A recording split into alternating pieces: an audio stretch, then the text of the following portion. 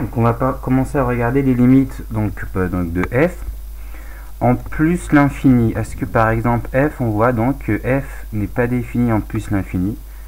Donc quand x tend vers plus l'infini, il n'y a pas d'image déjà, même pour 2, pour 3. Donc il n'y a pas de limite en plus l'infini. En revanche, quand x tend vers moins l'infini, donc quand x est très très petit, on voit que les images se rapprochent de 1. Donc ici, donc la limite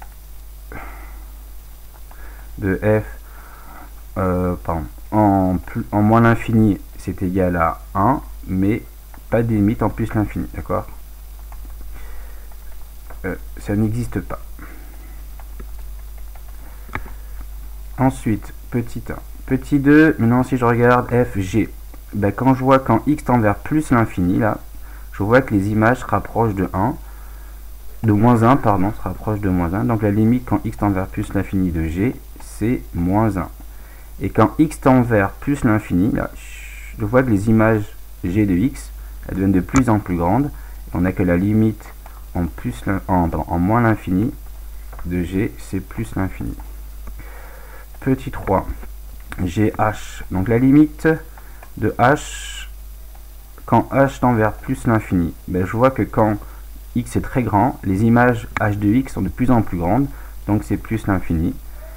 Je regarde la limite en moins l'infini de h, donc je vois que quand h est de plus en plus petit, ben, il n'y a pas d'image parce qu'on voit qu'il y a une sorte de barrière là qui s'arrête en 1, donc là il n'y a pas de limite, il n'existe pas, il n'y a pas de limite. Petit 4, G, H, I, non, il n'y a pas, K. Ben, K, je vois donc la limite quand je suis très grand, quand x est très grand, les k de x sont très grands. Quand je tends vers moins l'infini, je vois que les k de x sont aussi très grands. Donc en fait, les deux limites, elles valent plus l'infini. Donc la limite en plus l'infini de k, c'est la même que la limite en moins l'infini. C'est-à-dire, c'est plus l'infini. Et dernier, 5. La limite, donc, quand x tend vers, c'était h, k, il manque p, la limite de p. Donc p, on voit que quand x tend vers plus l'infini, on voit que les valeurs sont très proches de 0. Les p de x, quand x tend vers moins l'infini, les valeurs p de x tendent vers 0. Dans tous les cas, quand x tend vers plus l'infini de p de x, et quand la limite, quand x tend vers moins l'infini de p de x, c'est 0. Alors, quand est-ce qu'il y a des asymptotes maintenant? Si je devais préciser s'il y a des asymptotes. Alors, je ne vais pas l'écrire, mais donc, ici, on a une asymptote en moins l'infini, l'équation y égale 1. Ici, on a une asymptote en plus et moins l'infini. Ici, on a une asymptote, donc g. On a une asymptote en plus l'infini d'équation y égale moins 1. D'accord. Et là, on a une asymptote y égale à 0. Donc, l'équation y égale à 0 pour la courbe de p. Donc, ici, j'ai oublié de le mettre, mais...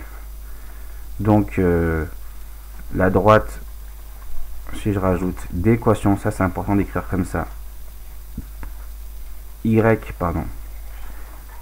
égale à 1 est une asymptote horizontale à la courbe de f en moins l'infini, en moins l'infini. Vous voyez ici. Ensuite, vous avez que, d'après ce résultat que vous voyez là, donc la droite d'équation y égale moins 1, donc ça c'est une asymptote aussi horizontale à la courbe de g, ici comme c'est en plus l'infini que c'est moins 1, donc c'est en plus l'infini. Ok. Et pour terminer, la droite d'équation, donc j'ai fait la même chose, y égale à 0, et pareil, une asymptote horizontale à la courbe de p, ici en plus et en moins l'infini.